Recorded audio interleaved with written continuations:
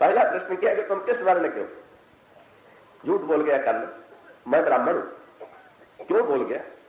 ये झूठ बोलने की प्रेरणा कर्ण के मन में क्यों आ गई?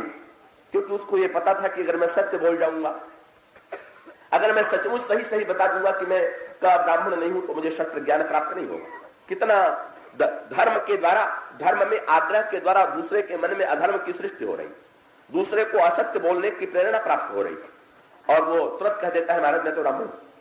और परशुराम प्रसन्न होकर के सोचते हैं बड़ा मेधावी ब्राह्मण मिल गया है, मैं ब्राह्मण को शस्त्र विद्या दूंगा। क्षत्रिय को तो दे करके फल भोग चुका, अब ब्राह्मण को शिष्य बना करके मैं एक जगत विजेता शिष्य बनाऊंगा। पर उसका परिणाम क्या हुआ? एक दिन भेद खुल गया, और भेद खुल गया इसलिए कि बेचारा कर्ण तो बड़ा गुरु भक्त था, तो परशुराम जी इसकी जांग पर सिर रख करके सोते थे। एक दिन कोई कीड़ा ऐसा आया जिसने कर्ण के जांग में छेद करना प्रारंभ किया, रक्त निकलने लगा। पर कर्ण के मन में यह बात आई कि अगर मैं जरा भी पैर हिलाऊंगा तो हमारे गुरु जी की नींद टूट जाएगी, इनकी नींद पूरी हो जाए, इनको कष्ट न हो। इस सद्भाव से प्रेरित होकर के उसने अपने पैर को हिलने नहीं दिया। पर जब रक्त निकला तो परशुराम जी की नींद अचानक खुल गई। और जब उन्होंने देखा कि कर्ण के जांघ में तो इतना बड़ा छेद है, रक्त निकल रहा है, तब प्रसन्न होने के स्थान पर वो प्रसन्न हो जाते कि कितना गुरुभक्त शिष्य मिला है कि जिसने मेरी सेवा के लिए, मेरी निद्रा के लिए इतना कष्ट उठाया। बिल्कुल उल्टी बात हो गई। परशुराम जी ने पहला प्रश्न किया कि तुम सचमुच बताओ कि तुम किस वर्ण के हो, किस जाति के हो। प्रश्न भी हुआ तो यही हुआ, तुम किस वर्ण के हो। अब बेचारा कर्ण थर थर कांपने लगा, बोले महाराज अभी प्रश्न क्यों कर रहे हैं?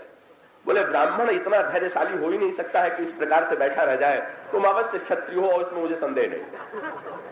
और बात बेचारे कर्ण को स्वीकार करनी पड़ी, और स्वीकार करनी पड़ी तो उसकी सारी सेवा, सारी बातें भूल करके परशुराम जी ने शाप दे दिया। क्या? बोले तुमने जितना शस्त्र सीखा है सब तुमको भूल जाए। ये है क्रिया प्रतिक्रिया का चक्र। और इसका अभिप्राय ये है कि इसीलिए हम कहते हैं अपूर्ण अवतार है, आवेश अवतार है। इसका अभिप्राय है धर्म का एकांगी स्वरूप ही उनके जीवन में आता है, धर्म का पूर्ण स्वरूप नहीं आता है। कई रामो विग्रहवान धर्म, भगवान राम मूर्तिमान धर्म है, धर्म के विग्रह है। इसका अभिप्राय यह है कि सच्चे अर्थों में, समग्र अर्थों में भगवान श्री राम ने यही किया। तो इसलिए आप देखेंगे ये जो रामचरितमानस का धर्म है, इस धर्म की विशेषता यही है, यही धर्म की इसमें व्याख्या है कि इसमें परस्पर प्रीति वाला जो तत्व है, प्रेम जो है, इसका मूल घटक है। और सब में प्रेम की सृष्टि करना, सब अपने अपने धर्म का पालन करें, पर अपने धर्म का पालन करते हुए भी परस्पर लड़े नहीं, विद्वेष नहीं करें, अपितु परस्पर प्रेम करें, तब तो सच्चे अर्थों में धर्म धर्म रहेगा। इसलिए सब मिलते गए माने।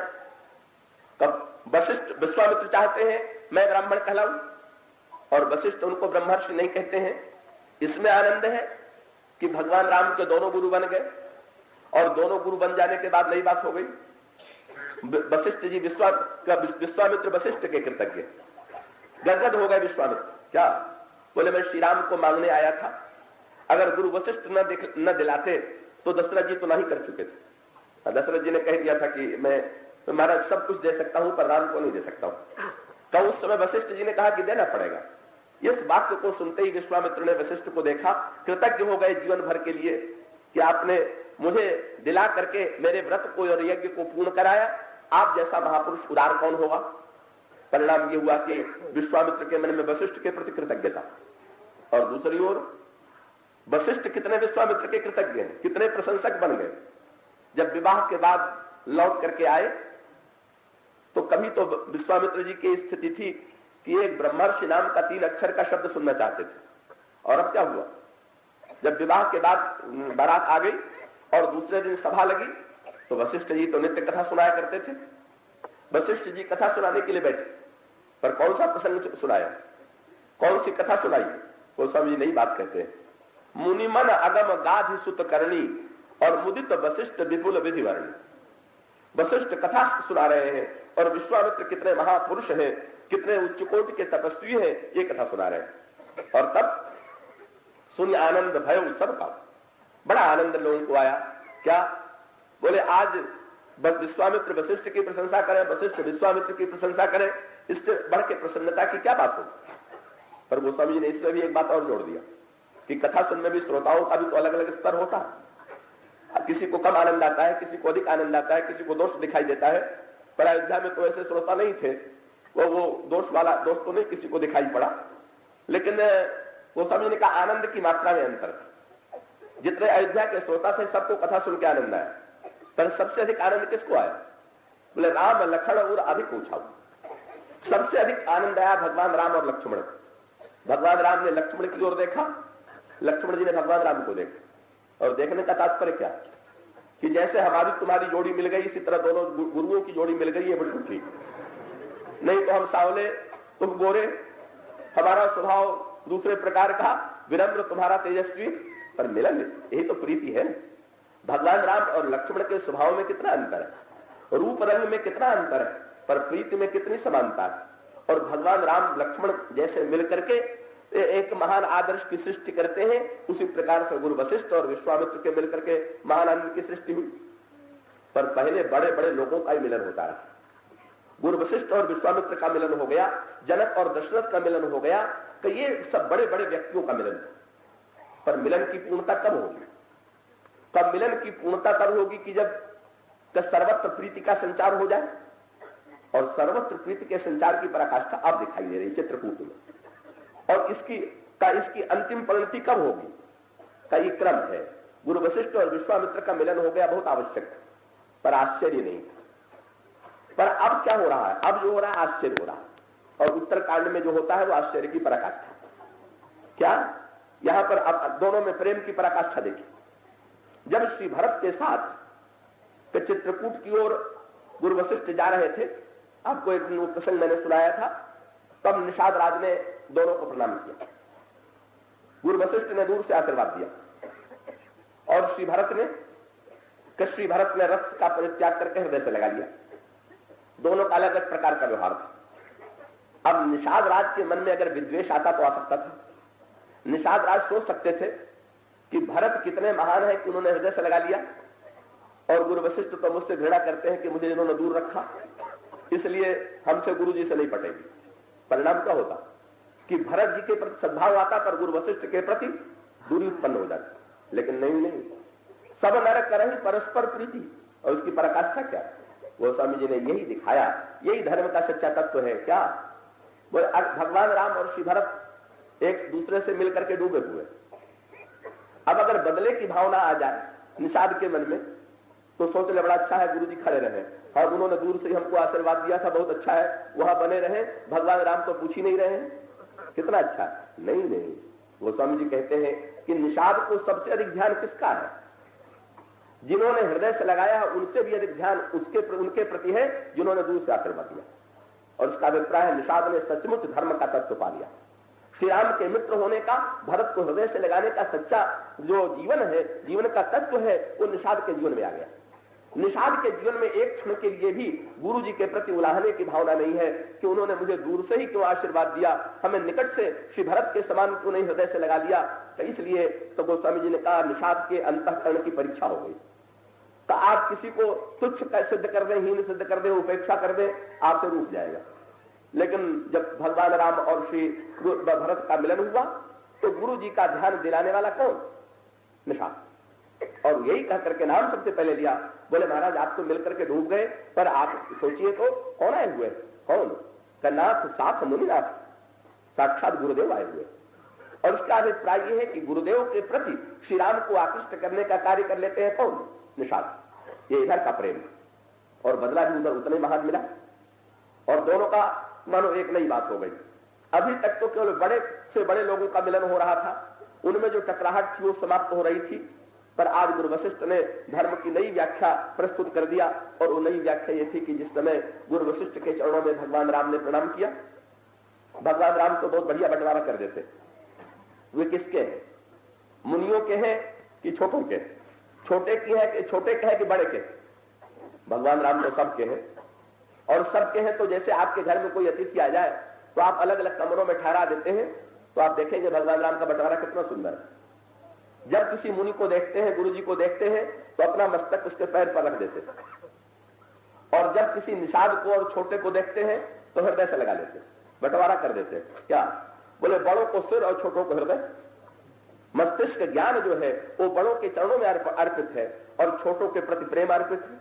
अब जिसको जो पसंद हो, जो मस्तक चाहे, भगवान सबके चरणों में मस्तक झुकाने को, बड़ों को प्रणाम करने को प्रस्तुत है, पूजा करने को प्रस्तुत है। इसलिए आप देखेंगे मुनियों के आश्रम में जाते हैं, प्रणाम करते हैं, और जब एक निषाद को देखते हैं, एक केवट को देखते हैं, तो उसको उठाकर हृदय से लगा लेते हैं। इसी को भगवान राम बंटवारे में कर देते हैं, पूज्य और प्रिय। ये पूज्य है, वो प्रिय है, और इस तरह से भगवान राम दोनों में समन्वय किए हुए। तो गुरु वशिष्ठ भगवान राम के पूज्य है और केवट भगवान राम का प्रिय है। और आज क्या हुआ, भगवान श्री राम ने गुरु वशिष्ठ के चरणों में अपना सिर रख दिया, और गुरु वशिष्ठ तो महान उदार गुरु है, कोई संघर्ष प्रिय, अहंकार प्रिय तो नहीं है, जो शिष्य से सीखना न चाहे। इसलिए उनकी महानता क्या थी? उन्होंने जब उठा के श्री राम को हृदय से लगाया तो उनका तात्पर्य है कि तुमने सिर तो दिया, पर तुम्हारा हृदय मुझे जितना पसंद है उतना सिर पसंद नहीं, उतना सम्मान पसंद नहीं जितना तुम्हारा प्रेम मुझे चाहिए, प्रीति चाहिए, हृदय चाहिए। इसलिए गुरु वशिष्ठ ने हृदय से लगा लिया। और जब एक बार गुरु वशिष्ठ ने हृदय से लगाया, तब उसी समय निषाद ने फिर दूर से प्रणाम किया। और इसका अभिप्राय आज भी निषाद के मन में कोई अहंकार नहीं, कोई विद्वेष नहीं, कोई प्रदर्शन की वृत्ति नहीं। दूर से उन्होंने प्रणाम किया, लेकिन दूर से प्रणाम करने के बाद अब गुरु वशिष्ठ ने नया कार्य कर दिया, और मानो उन्होंने ये संकेत कर दिया कि अब धर्म का पूर्ण स्वरूप ही है। और वो स्वरूप क्या है? निषाद राजदूत। तो जब भगवान राम ने प्रणाम किया था तब तो भी भगवान राम ने थोड़ी दूर से प्रणाम किया था। तो भगवान राम ने तो विनम्रता के कारण दूर से प्रणाम किया था, पर गुरु वशिष्ठ को लगा कि मैंने दूर से निषाद को आशीर्वाद दिया था, कहीं इसीलिए तो प्रभु ने भी दूर से प्रणाम नहीं किया कि जब मेरा मित्र आपसे दूर है तो मैं भी थोड़ा दूर ही रहूं तो ठीक रहेगा। इसलिए क्या करना चाहिए? बोले श्री राम ने जिसको हृदय से लगाया है और मैंने श्री राम को हृदय से लगाया, तो अब अगर मैं जिसको हृदय से लगाऊं और श्री राम जिसको हृदय से लगावे, अगर अब हम उसको हृदय से न लगावे तो इसका अभिप्राय है कि श्री राम के हृदय को हमने वो स्थान नहीं दिया जो हमें देना चाहिए था। इसलिए परिणाम क्या हुआ? निषाद की ओर दौड़े गुरु वशिष्ठ, और गुरु वशिष्ठ दौड़ करके क्या करते हैं? तो उठा करके निषाद राज को हृदय से लगा लेते हैं। गुरु वशिष्ठ और निषाद राज मिलना नहीं चाहते, उनके मन में तो वही वृत्ति है। बोले महाराज प्रभु तो आपके चरणों में सिर रखते हैं, पर मेरे पास तो सिर भी नहीं है कि आपके चरण में रख सकूं। वो तो ज्ञानवान है, अखंड ज्ञान है, वो प्रणाम आपको ज्ञान अर्पित कर सकते हैं, पर एक निषाद आपको तो ज्ञान भी नहीं दे सकता, विद्या उसमें नहीं है, तो सिर क्या दे? इसलिए हम तो दूर से केवल साष्टांग प्रणाम करके अपनी शरणागति का निवेदन करते हैं। लेकिन मुनि जो है उठा लिया, क्या समझ कर? गोस्वामी जी ने शब्द लिखा। पहली बार जब श्री भरत ने पूछा था कि ये कौन है, तो उनको 3 बातें याद थी। इनका नाम गुह है, इनकी जाति निषाद है, और ये श्री राम के सखा। पर आज श्री भरत को तो उसी दिन दोनों भूल गया, केवल राम के सखा की याद रही। और आज गुरु वशिष्ठ की भी दशा क्या है? गोस्वामी जी ने कहा आज गुरु जी को न उसका वर्ण दिखाई दे रहा है, न उसका नाम दिखाई दे रहा है। क्या दिखाई दे रहा है? राम सखा, कोई शब्द। राम सखा को निसंदन त्यागा, ये श्री भरत। और यहां गोस्वामी जी ने कहा जिस समय प्रणाम किया तब बोले राम सखा ऋषि बरबस भेज, बलपूर्वक निषाद को उन्होंने हृदय से लगा दिया। और जब हृदय से लगा दिया तब किसी ने कहा महाराज एक निषाद को उठा के हृदय से लगा रहे हैं। गोस्वामी जी ने कहा भाई ये तो इस पर निर्भर है कि नीचे कौन वस्तु गिरी हुई है। तो मान लीजिए कोई आप मिठाई एक आध लड्डू लेके जा रहे हो, गिर जाए तो आप कहेंगे बचो, पर आप गिन्नी लेकर के जा रहे हो और वो कहीं जमीन पर गिर पड़े तब आप सोचेंगे कि अब अशुद्ध हो गई इसको छोड़, तब तो आप तुरंत उठा करके उसको जेब में रखेंगे। बोले भाई अब इसको थोड़ी छोड़ सकते हैं, लड्डू वड्डू छोड़ना तो सरल है, पर ये तो सोने की गिन्नी कौन छोड़ेगा? इसका अभिप्राय क्या? बोले अभी तक अगर निषाद देखते तो गिरा हुआ देख करके छोड़ देते कि आशीर्वाद तो दे दिया, अब उठाने की क्या आवश्यकता है? पर अब तो दिखाई दे रहा है कि हमारे प्रभु का प्रिय सखा है, ये हमारे शिष्य, हमारे आराध्य श्री राम, संसार की दृष्टि से शिष्य, और हमारे अंतःकरण में जिनके प्रति आराध्य की भावना है वे उन भगवान राम के सखा है। कौन है? बोले मूर्तिमान प्रेम। और मूर्तिमान प्रेम है तो इनका स्थान कहां पर? बोले जहां श्री राम का स्थान वहीं उनके सखा का स्थान उठा करके हृदय से लगा लिया। और तब क्या हुआ? भगवान राम के द्वारा जो धर्म की व्याख्या की गई, श्री भरत ने जिस धर्म की व्याख्या को स्वीकार किया, क्रम देखेंगे। पहले भगवान राम ने निषाद को हृदय से लगाया, उसके बाद श्री भरत ने निषाद राज को हृदय से लगाया, और गुरु वशिष्ठ ने हृदय से लगा करके उसकी पुष्टि कर दिया। और उस पर अंतिम समर्थन कहां से मिला? ऊपर से। क्या?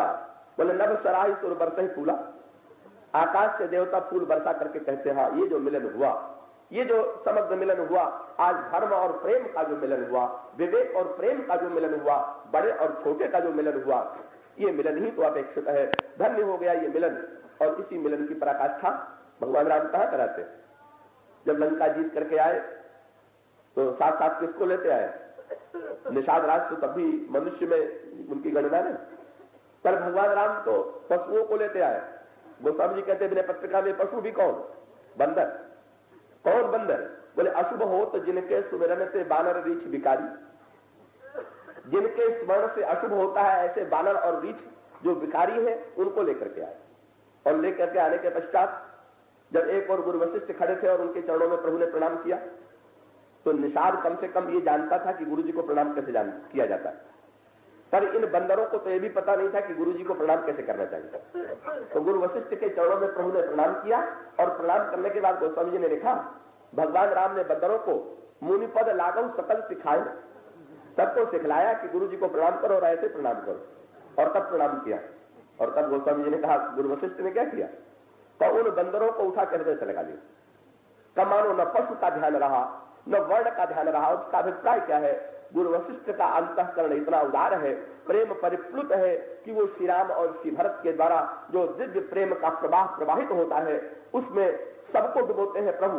और उसमें गुरु वशिष्ठ भी पशुओं को हृदय से लगा करके, निषाद को हृदय से लगा करके प्रीति की पराकाष्ठा का संकेत कर देते हैं। और उसका अभिप्राय है वर्ण धर्म परस्पर संघर्ष के लिए नहीं है, प्रीति के लिए है। अपने अपने धर्म का पालन करते हुए भी व्यक्ति जो है परस्पर प्रेम रस में डूब सके। और ये भगवान राम ने अपने चरित्र के द्वारा, सच्ची गुरु वशिष्ठ ने अपने चरित्र के द्वारा शिक्षा दी। मानो महाभारत का वही वाक्य महाजनों गतस्य पंथा। अब इसके बाद की चर्चा कल करेंगे। बोलिए सिया को छोड़ करके और कोई मार्ग सुनते अधिक मिले मुदित मुनिराव, तो सीतापति भजन कर प्रगट प्रताप प्रभाव। इस प्रकार से हम देखें अब कुछ समय के लिए एकाग्र और शांत चित्त से चित्रकूट की दिव्य प्रेममयी भूमि में हम और आप सब मन से प्रविष्ट हो और वहां पर जो अनोखा मिलन संपन्न हो रहा है उस मिलन का क्या रस है, क्या रहस्य है, क्या स्वरूप है, इसे हृदयंगम करें। इस दिव्य भूमि में जिसे कभी आपके सामने मैंने सांकेतिक रूप में कहा होगा, राम राज्य की सर्वप्रथम स्थापना इसी चित्रकूट की भूमि में होती। और यही जो चित्रकूट से राम राज्य का आदर्श स्थापित हुआ, तो यही बाद में फैल करके सारे विश्व में राम राज्य का रूप ग्रहण कर लेता है। कि यूं कहिए पहले तो अधिक अच्छा होगा कि भगवान श्री राम अपना जो आदर्श राम राज्य के रूप में क्रियान्वित करना चाहते थे, वह आदर्श, वह विचारधारा को पूरी तरह से साकार रूप ग्रहण करती है चित्रकूट में। और उसके पश्चात अपने आदर्श को चित्रकूट में प्रकट करने के बाद प्रभु और आगे प्रस्थान करते हैं और राम राज्य का जो विरोधी दर्शन है रावण के रूप में, का उस दंडकारण्य की भूमि में प्रवेश करके रावण को चुनौती देते हैं। और रावण को चुनौती देने के पश्चात उस पर विजय प्राप्त करते हैं। पर उस विजय का भी उद्देश्य स्वयं को लंका पर प्रतिष्ठापित करना नहीं था, अपितु विभीषण को ही लंका का राजा बना देते हैं। और उसके पश्चात अयोध्या लौट करके आते हैं और तब जन भावना का सत्कार करने के लिए, समादर करने के लिए, लोगों की आकांक्षा को पूर्ण करने के लिए भगवान श्री राम सिंहासन पर विराजमान होते हैं। तो ये जो भगवान श्री राम के राज्य का मूल केंद्र है, जहां से राम राज्य का विस्तार हुआ वो है चित्रकूट। इसीलिए श्री भरत जी जब चित्रकूट में प्रवेश करते हैं तब गोस्वामी जी ने कहा कि श्री भरत को ऐसा लगा, वही पंक्ति जो है वही राम राज्य का मूल संकेत सूत्र है, और वे है कि भरत दीख बन शैल समाजू, मुदित क्षुधित जनु पाई सुराजू, और ईति भीति जनु प्रजा दुखारी, कत्रिविध ताप पीड़ित ग्रह मारी, जाय सुराज सुदेश सुखारी, भई भरत गति तहि अनुहारी। राम बास बन संप्रति भाजा, सुखी प्रजा जनु पाई सुराजा, सचिव विराग विवेक नरेशु, विपिन सुहावन पावन देशु, भट्ट जम नियम शैल रजधानी, शांति सुमति सुचि सुंदर रानी, जीत मोह महिपाल दल, सहित विवेक भुआल, करत अकंटक राजपुर, सुख संपदा सुकाल। यही राम राज्य का मूल दर्शन है।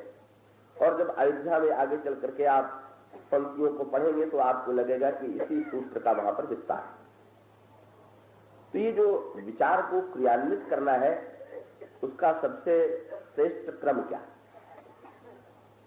तो जैसे विचार को एक तो प्रचारित करने का क्रम है कथा के माध्यम से, भाषण के माध्यम से, वो भी एक शक्तिशाली माध्यम है, लेकिन वह शक्तिशाली माध्यम ऐसा नहीं है कि जो पूरी तरह से किसी आदर्श को क्रियान्वित कर सके। तो सबसे बढ़िया मार्ग, जो सबसे पूर्ण मार्ग है, वो है कि केवल वाणी के द्वारा नहीं अपितु अपने चरित्र के द्वारा उस आदर्श को अपने जीवन में क्रियान्वित करके दिखलाना, जिस आदर्श की पूर्ति हम दूसरों के द्वारा कराना चाहते हैं। और इस अर्थ में हम देखेंगे कि ये जो राम राज्य की भूमिका चल रही है, ये जो दिव्य दृश्य चल रहा है, कब भगवान राम अपने आदर्शों को बिना बोले ही अपने चरित्र के माध्यम से क्रियान्वित करते हैं, और उस क्रियान्वित की चरम परिणति वो है जिसकी चर्चा पिछले 2-3 दिनों से आपके सामने चल रही है। और वो क्रियान्वित इस रूप से होता है कि भगवान श्री राम और श्री भरत का मिलन होता है, कोई आश्चर्य नहीं है। का उसके पश्चात भगवान श्री राम गुरु वशिष्ठ के चरणों में नमन करते हैं अनुराग भरे हृदय से, और गुरु वशिष्ठ उठा करके उनको हृदय से लगा लेते हैं। का ये भी कोई आश्चर्य नहीं है का भगवान श्री राम अत्यंत विनम्र है, और गुरु वशिष्ठ को श्री राम जैसा योग्य शिष्य प्राप्त है, इसलिए गुरु और शिष्य का यह मिलन भी सर्वथा स्वाभाविक ही है। लेकिन उसके बाद जो अगला मिलन है वही राम राज्य की चरम परिणति, राम राज्य के दर्शन की। और इसकी भूमिका दृश्य तो इस समय दिखाई दे रहा है, पर इसकी भूमिका भगवान श्री राम ने का अयोध्या से प्रस्थान करने के बाद ही बना दी। और वह भूमिका क्या है? राम राज्य का आगे चल करके जब गोस्वामी जी अयोध्या कांड में वर्णन करते हैं, उत्तर कांड में वर्णन करते हैं, तब ये कहते हैं कि राम राज्य में न ही दरिद्र को दुखी न दीना। न राम राज्य में कोई दरिद्र था, न तो दीन था और न तो दुखी था। पर इसका जो ये नहीं दरिद्र को दुखी न दीना का सचमुच प्रारंभ कैसे हुआ? तो एक तो तीनों वस्तुओं की 3 प्रकार की दरिद्रता है। एक तो धन की दरिद्रता, ये भी दरिद्रता है, मन की दरिद्रता और बुद्धि की दरिद्रता। और इन्हीं तीनों का यहाँ पर उल्लेख किया गया, दुख के रूप में और दीन के रूप में और दारिद्र्य के रूप में। तो उसका अभिप्राय है कि भगवान राम के राज्य में न कोई व्यक्ति मन से दुखी था, न बुद्धि से दरिद्र था, और न तो बाह्य अभाव ही व्यक्ति के जीवन में थे।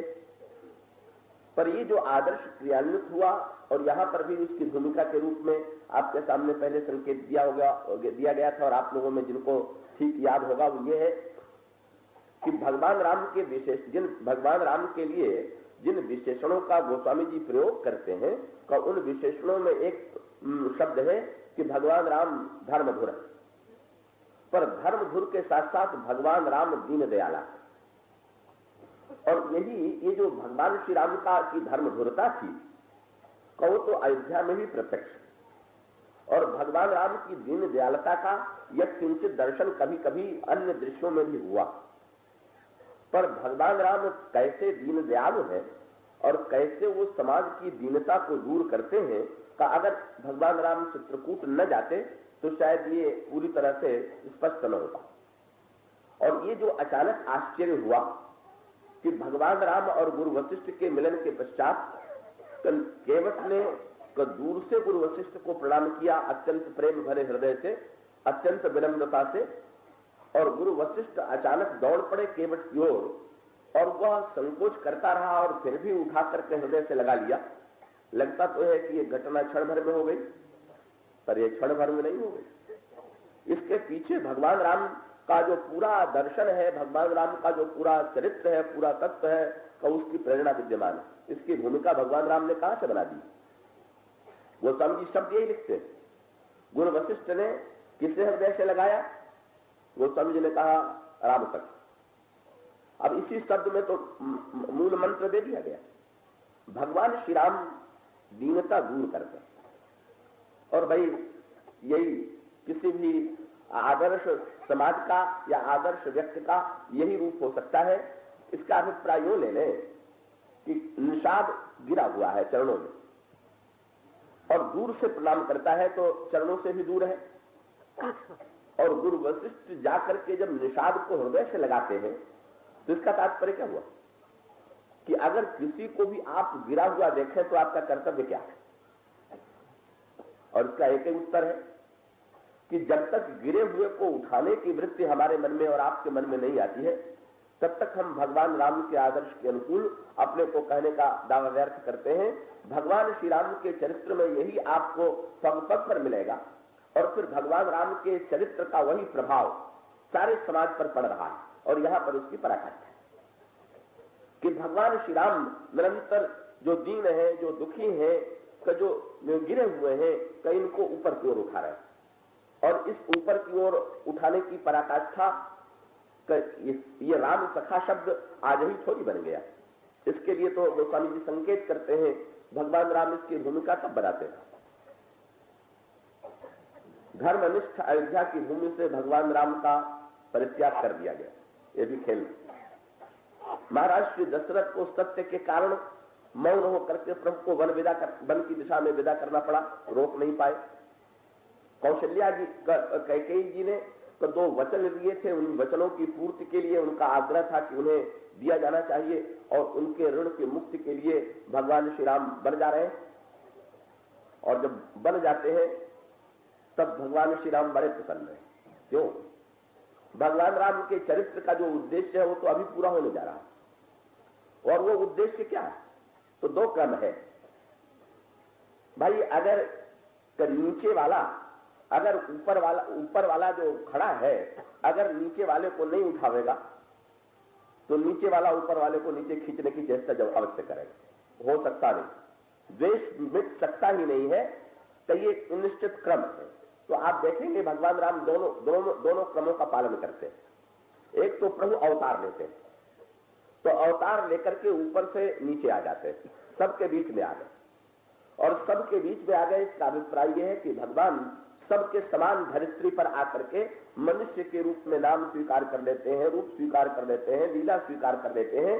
और भगवान राम पहले तो आए बराबरी पर, कई ईश्वर से नर बने और नर बन करके भी उन्होंने नर लीला स्वीकार कर लिया। पर अब क्या कर रहे हैं? अब बराबरी पर आने के बाद वे देखते क्या है का जो नीचे गिरे हुए उनके प्रति क्या व्यवहार करें। और उसका सबसे पहला श्री गणेश कहां से हुआ?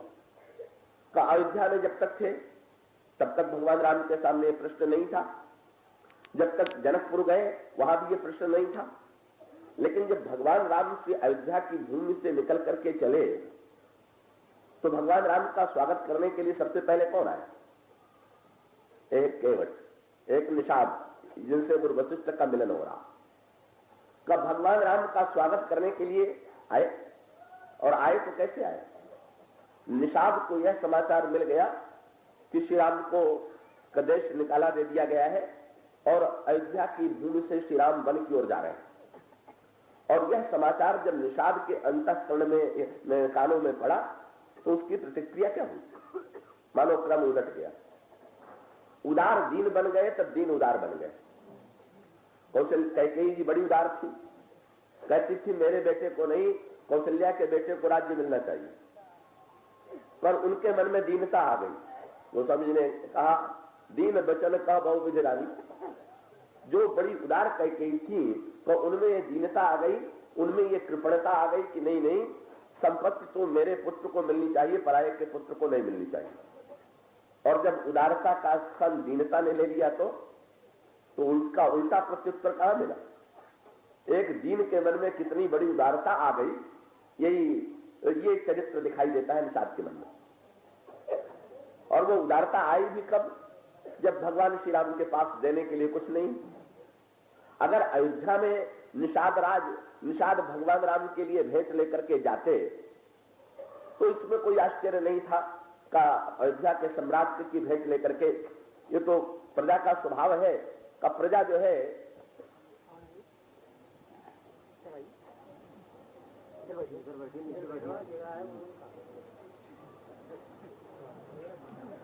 आप लोग कृपा करके करें। अयोध्या की प्रजा का जब अयोध्या की भूमि से भगवान श्री राम का प्रस्थान करते हैं और निषाद को यह समाचार मिला कि जब उनके पास देने के लिए कुछ नहीं है, अगर अयोध्या में भेंट लेकर के देने के लिए जाते तो उसका अर्थ है कि राजा की भेंट है और बदले में राजा से कुछ प्रतिदान प्राप्त होगा। पर अब तो प्रतिदान पाने की कोई संभावना नहीं, और प्रतिदान पाने की जब कोई संभावना नहीं है तब गोस्वामी जी ने कहा, अब यह सुधि गुह निषाद जब पाई, क्या किया, बोले मुदित लिए प्रिय बंधु बुलाई, अपने गांव के लोगों को बुला लिया। और इसका अर्थ है कि जब भगवान राम अपने बंधुओं से बिछुड़ गए तो अब नए बंधु प्रभु को प्राप्त हो रहे हैं। और वो नए बंधु कौन थे? केवट ने अपने गांव के लोगों को बुलाया, तब अयोध्या के नागरिक भगवान राम से बिछुड़ गए। जब नागरिक बिछुड़ गए तो गांव के गवार काम आए। जब उदारों में दीनता आ गई तो दीन की उदारता संसार के सामने आ गई, और वह निषाद जो है अपने गांव के लोगों को बुला करके और पात्र में कंदमूल फल भर करके प्रभु का स्वागत करने के लिए आए। और ठीक अपनी विनम्रता के अनुकूल उन्होंने वही दोहार किया। भगवान राम बैठे हुए थे, उनके दूर ही कंदमूल फल रख दिया और करी दंडवत गोस्वामी जी ने कहा प्रणाम किया, और प्रणाम करने के बाद फलमूल आगे रख करके और क्या कर रहे हैं, बोले प्रभु ही विलोकत अति अनुराग, भगवान श्री राम को बड़े अनुराग से देख रहे हैं। अगर भगवान राम केवल राज परंपरा का पालन करते, और राज परंपरा क्या हमारी आपकी सबकी परंपरा क्या, कि हम लोग भेंट तो तुरंत स्वीकार कर लेते हैं, भेंटे लेने वाले को लौटाते। हमें डर लगता है भेंट देने वाले को छूने में, भेंट लेने में हमको कहीं डर नहीं लगता। हमें वस्तु में अपवित्रता नहीं दिखाई देती है, वस्तु जो ले करके आया है उसी में अपवित्रता दिखाई देती है। तो भगवान राम कंदमूल तो पवित्र है ही है, उसको तो शास्त्र ही कहता है परम पवित्र है। वो तो तपस्वियों का भोजन ही है, फल में तो अशुद्धि नहीं है ना, किसी को से पूछ लीजिए तो अशुद्धि किस में है, को तो निषाद में है। फल शुद्ध है और निषाद अशुद्ध है, फल शुद्ध है और जो उसको लेकर के आया है वो अशुद्ध है। अब भगवान राम यही कर सकते थे कि शुद्ध फल स्वीकार कर लेते और अशुद्ध निषाद को दूर से का आशीर्वाद दे करके लौटा देते, या वचन दे देते कि अच्छा तुम भेंट कर लेकर के आए हो, जब मैं अयोध्या का सम्राट बनूंगा तो तुम्हें प्रतिदान चुकाऊंगा। पर गोस्वामी जी ने कहा भगवान श्री राम क्या करते, निषाद ने जब दूर से प्रणाम किया तो तब गोस्वामी जी ने भगवान राम का नाम दिया। ये कौन श्री राम है? स्वतंत्र श्री राम नहीं, ये तो वेदांत के ब्रह्म जो है वो सर्वतंत्र स्वतंत्र है। नारद जी ने जिनका वर्णन करते हुए कहा परम स्वतंत्र न सिर पर कोई, एक ईश्वर तो है जो परम स्वतंत्र है जिसके सिर पर कोई नहीं। पर ये ईश्वर कैसा, जो निषाद के सामने जो ईश्वर है वो स्वामी जी ने कहा सहज स्नेह दिवस, जो प्रेम के द्वारा स्नेह के द्वारा पराधीन हो जाते हैं, विवश हो जाते हैं, वे स्नेह विवश भगवान श्री राम जो है निषाद रात को देखते हैं और तब क्या करते हैं, सहज स्नेह विवश रघुराई, और तब उन्होंने निषाद का हाथ पकड़ लिया। भेंट रह गई दूर और भेंट देने वाला बुला लिया गया पास। भगवान राम ने क्या किया, का हाथ पकड़ करके का सहज स्नेह दिवस रघुराई और पूछे कुशल निकट बैठाई, अपने पास बैठा लिया और पास बैठा करके पूछा मित्र आप कुशल से तो हैं? एक नन्हे से शब्द ने भगवान राम के द्वारा किए गए इस छोटे से व्यवहार में क्रिया कितनी छोटी सी लग रही, लेकिन इस क्रिया ने कितना परिवर्तन ला दिया, कितना अंतर मन जीवन परिवर्तित हो गया। किस तरह से भगवान राम ने उस निषाद के दैन्य को, उसकी दीनता को, उसके अभाव को दूर कर दिया। अब उसकी गरिमा को तो देखिए। भगवान राम कहते हैं कुशल से तो आप हैं, और निषाद के मुंह से जो उत्तर मिला वही उत्तर जो है आज लगा कि निषाद का पूरा जीवन बदल गया। आज तक किसी ने उसे स्पर्श करने का प्रयास नहीं किया, मित्र कह करके पुकारने का तो प्रश्न ही नहीं था। कल उससे लोगों ने सेवा स्वीकार किया पर उसे कभी स्वीकार नहीं किया। पर जब साक्षात ईश्वर ही निकट बैठा करके पूछ रहा हो कि कुशल से तो है ना, तो क्या उत्तर दे?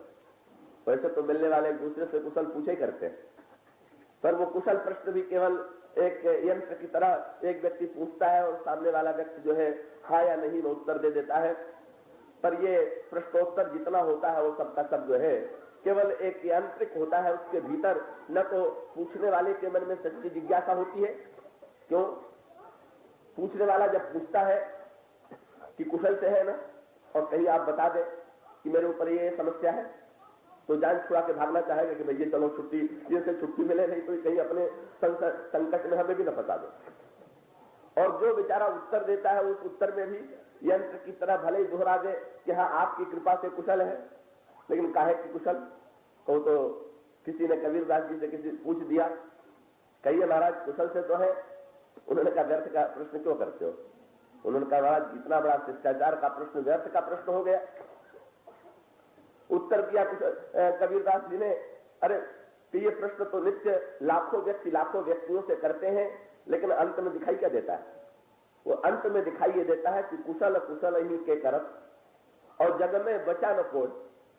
नित्य कुशल कुशल चिल्लाते चिल्लाते देखते हैं कि रोज लोग चले जा रहे हैं, तो कुशल कुशल ही के करत जग में बचा न कोई, तो माया मुई न मन मुआ तो कुशल कहां से हो।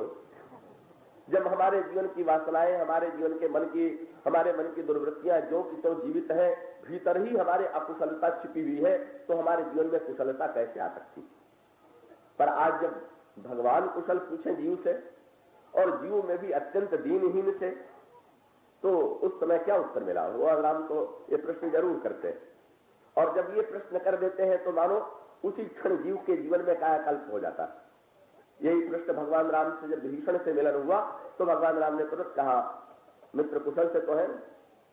और इस प्रश्न को सुन करके एक ही बात निषाद ने कहा, महाराज अब इस प्रश्न के बाद तो क्या क्या उत्तर देना शेष रह गया? और वो उत्तर यही था, मानो सचमुच की जो जीवन में दरिद्रता, दीनता और अभाव लग गया था, तो भगवान राम के एक वाक्य से वो दूर हो गया। निषाद के ऊपर 4 वस्तुएं लगी हुई, और वो 4 वस्तुएं कौन सी थी? 4 वस्तुएं लगी थी। निषाद राज ने ये कुशल पहले तो प्रभु ने पूछा और बाद में श्री भरत ने पूछा। पहले ईश्वर ने पूछा, फिर संत ने पूछा, और दोनों प्रसंगों में जो निषाद का उत्तर है कि वो भगवान राम के चरित्र की गरिमा और उनके चरित्र के गौरव को प्रकट करने वाला है। जब श्री भरत ने भी यही प्रश्न दोहराया कि निषाद महोदय आप कुशल से तो हैं, तो उन्होंने कहा महाराज ये भूतकालीन प्रश्न है कि वर्तमान में प्रश्न है? अगर भूतकालीन प्रश्न करें तो मैं तो यही कहूंगा कि 4 वस्तुएं मेरे ऊपर लदी हुई, क्या? कपटी, कायर, कोमती और कुजाती। लोग कहते थे कि ये निम्न जाति वाला कपट कैसे छोड़ेगा, ये तो झूठ झूठ बोलता ही होगा, इसमें तो दोष होंगे। हमें देख करके लोग कहते थे अरे ये निषाद ये लड़ना भिड़ना वीरता में गौरव में क्या कार्य कर सके, हमें कायर कहते थे। हम पढ़े लिखे नहीं तो लोग कहते थे तो मंदबुद्धि का। और महाराज केवल समाज में ही मेरा तिरस्कार नहीं था, एक और कठिनाई कि मैं जन्मना जाति से हीन और हीन होने के नाते वेद की दृष्टि से भी हम बहिष्कृत कर दिए गए। और तब कपटी, कायर, कुमति, कुजाति, फल क्या हुआ? लोक वेद बाहर सब भर। न लोक में सम्मान न वेद में सम्मान, न लोक में हमें आदर न वेद में हमें आदर, कोई हमें स्वीकार नहीं करता। लेकिन निषाद ने तुरंत कहा महाराज ये पुरानी बात है, अब नहीं। ये बदलाव कैसे आ गया?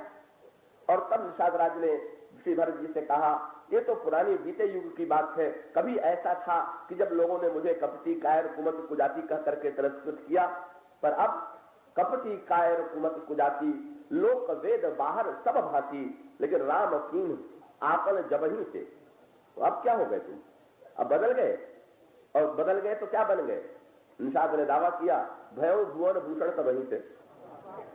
उसी समय से मैं सारे संसार का भूषण बन गया। और इसका अभिप्राय क्या हुआ? बहुत बढ़िया बात।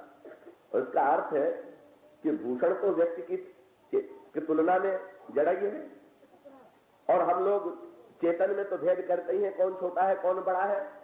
लेकिन कितने भी ऐश्वर्य समृद्धशाली क्यों न हो, पर जब ये देखते हैं कि इस आभूषण से तो अपनी शोभा बढ़ने वाली है, तो उसे अपने ऊपर धारण कर लेते हैं कि नहीं धारण कर लेते?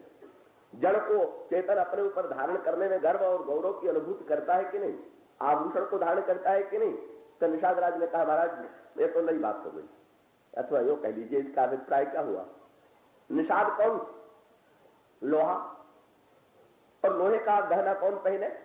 लोहा तो लोहे की तरह ही रहेगा, लेकिन लोहे को जो सोना बना दे, कौन धन्य करने वाला, वो तो दीनता दूर करेगा ना। और ये पारस कौन? यही भगवान का प्रेम, भगवान की कृपा का, भगवान की अनुकंपा का इसी ने ऐसा परिवर्तित कर दिया कि वो लोहा जो है पारस के स्पर्श से, प्रभु के स्पर्श से, प्रेम के स्पर्श से सोने के रूप में परिणित हो गया। और आज श्री निषाद राज ने संकेत कर दिया, बोले महाराज आपने रथ से उतर करके मुझे उठा लिया, तो ये मेरी महत्ता थोड़ी है, मुझे थोड़ी उठा लिया आपने। अरे जैसे अपना कोई गहना गिर पड़े जमीन पर तो उठाने के लिए व्यक्ति बढ़ता ही है, इसी प्रकार से मैं जब भुवन भूषण हो गया प्रभु की कृपा से, तो आपका उठाना तो स्वाभाविक ही। और उसका अभिप्राय यह है कि प्रभु ने सम्मान दिया तो कैसा दिया? प्रभु ने तो कोई नया वर्ण नहीं दिया, ये नहीं कह दिया कि आज से तुम इस जाति के हो गए, नहीं, कुछ नहीं। प्रभु ने तो इतना किया, तो उन्होंने ये नहीं शब्द कहा कि तुम किस वर्ण के हो, प्रभु ने तो उनसे एक शब्द कह दिया, पास में बैठा करके, कुशल से तो है। और निषाद राज ने सुना तो कह दिया, बोले प्रभु अब प्रभु परम अनुग्रह तोरे, और अब मैं ही नहीं कुशल कोटि कुल मंगल मोरे। और तब और वो उपदेशक बन करके कहता है, ये मेरी ओर देखो, क्या देखो? समुधि मोरी कर तूती कुल प्रभु महिमा दिए जोय, जो न भजई रघुवीर पद जग विधि वंचित सोय। मुझे देखने के बाद भी अगर भगवान से प्रेम करने की प्रेरणा व्यक्ति के मन में नहीं आती, इतना दीनहीन व्यक्ति भी, इतना तिरस्कृत और बहिष्कृत व्यक्ति भी प्रभु की अनुकंपा के द्वारा क्या से क्या बन सकता है, तो मनुष्य ने अपने जीवन में का इतिहास के द्वारा, का पुराण के द्वारा सत्य का साक्षात्कार नहीं किया। प्रभु की करुणा व्यक्ति को कैसा बदल देती। और उसके पश्चात फिर तो नया नाता जुड़ गया। प्रभु ने पास बैठा करके जब निषाद राज को मित्र करके पुकारा, तो मित्र ने भी मित्र की तरह उत्तर दिया। निषाद राज ने तुरंत प्रभु से कहा, बोले प्रभु आप चलिए। कहा? कृपा करिए पूर्व, कृपा करके पूर्व में चलिए। एक तो शब्द ही भाषा बदल गई निषाद राज। दीनता हर जगह से दूर हो गई, न वाणी में दीनता, न मन में दीनता, न कहीं दीनता, कोई दीनता का लेश नहीं। नियम क्या है? बड़े बड़े धनपति जब अपने विशाल घर में भी निमंत्रण देते हैं तो यही कहते हैं मेरी कुटिया में पधारिए। आप लोग भी किसी से कहते होंगे तो यही कहते होंगे कि चाहे आपका घर बहुत बड़ा हो, पर निमंत्रण देंगे किसी साधु महात्मा को, विशेष व्यक्ति को, तो कहेंगे मेरे घर को पवित्र कीजिए, मेरी कुटिया को पवित्र कीजिए। तो निषाद राज को तो कहना चाहिए था, महाराज मेरी कुटिया को पवित्र कीजिए। पर निषाद राज क्या करते? का पहले तो ये 3 श्रेणी है, नगर, पुर और ग्राम। तो पुर जो है तो सबसे आगे है, नगर उसके बाद है, और गांव जो है का उसके सबसे नीचे है। तो निषाद राज को बहुत कहना चाहिए था, तो ये कहना चाहिए था कि मेरे गांव में चलिए। पर वहां निषाद की भाषा का परिवर्तन, जीवन का परिवर्तन। निषाद राज ने भगवान राम से कहा, बोले महाराज चलिए। कहा? बोले कृपा करियो पुरधारिय पाऊं, कृपा करके जरा पुर में पधारिए। ये छोटा सा गांव पुर कब से हो गए? ये तो बड़े बड़े पुर वाले आप लोग हैं, ये बड़े बड़े पुर वाले का एक छोटा सा गांव दावा करे कि हम पुर, कृपा करिए पुरधारी पाऊं। ये भी नहीं कि नाम भाई नाम रहा होगा पुर इसलिए कहा होगा, क्योंकि वो तो नाम तो जुड़ गया। जुड़ जाने के बाद निषाद की भावना क्या थी? निषाद की भावना बड़ी ऊंची, जो परिभाषा सुमित्रा अम्बा ने की थी, निषाद ने आज उसी को क्रियान्वित किया। सुमित्रा अम्बा से लक्ष्मण जी ने कहा मैं प्रभु के साथ बन जाना चाहता हूं। मां ने पूछा तुमने प्रभु से क्या कहा? उन्होंने तो मुझसे यह कहा कि अयोध्यापुर में रह करके तुम माता पिता की सेवा करो, पर मैंने कहा कि मैं आपके साथ चलूंगा। सुमित्रा अम्बा ने कहा कि लक्ष्मण तुमने ये अच्छा उत्तर नहीं दिया। श्री राम तुमसे यही तो कह रहे थे कि तुम अयोध्यापुरी में रहो, तो तुम्हें यही कहना चाहिए था कि आपकी आज्ञा सुनोधार्य है, मैं अयोध्यापुरी में ही रहूंगा। तो लक्ष्मण जी ने कहा मां फिर तो मेरा उद्देश्य पूरा ना होता। बोले नहीं, उद्देश्य क्यों नहीं पूरा होता, तुमको बाद में श्री राम से कहना चाहिए था कि मैं रहना तो चाहता हूं अयोध्यापुरी में, पर पहले निर्णय हो जाना चाहिए कि अयोध्यापुर की भूमि कितनी लंबी चौड़ी है, न उसका पूरा लक्षण क्या है, तब मैं रहूंगा। और तब सुमित्राम्बा ने कहा जाकर के श्री राम से कह देना, अगर वे कहें कि अयोध्यापुरी में रहो तो कह देना कि अयोध्या कहाँ है, कहीं अवध जह राम निवासु, और कहीं दिवस जह भानु प्रकाश। जहां श्री राम रहते अयोध्या और जहां नहीं रहते वो अब अयोध्यापुरी कैसी हो गई। बोले घर मसान जनु परिजन भूता, जब श्री भरत जी आए तब गोस्वामी यही शब्द लिखते, पति हित हेतु मनो जब दूता।